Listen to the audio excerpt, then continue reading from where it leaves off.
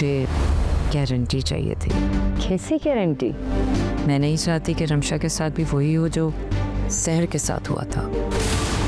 तुम्हारी अम्मी तुम्हें घर से चले जाने के लिए कैसे कह सकती है? और घर तो तुम्हारे नाम है। अंबर तलाक लेकर नहीं आई है, मसला हल हो जाएगा तो घर वापस चली जाएगी। अंबर घर से चली गई और वैसे भी मैं उसके साथ खुश नहीं हूँ। जिंदगी से तो नहीं गई ना? जिंदगी से भी चली जाएगी।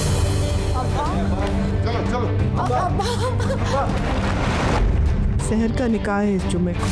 क्या? सहर का निकाह? हसन और अंबर की शादी एक गलत फैसला था और ये गलती हमसे हुई है। चलो अंबर। बेटा, ऐसा कौन सा भाई होगा जो अपनी बहन का घर खुद ही उजाड़ दे? आंटी, जब पानी सर से ऊंचा हो जाए तो बहुत कुछ करना पड़ता है। अपने पसंदीदा ड्रामे देखने के लिए हमारे YouTube चैनल को सब्सक्राइब करें। आन, रिश्तों की पहचान।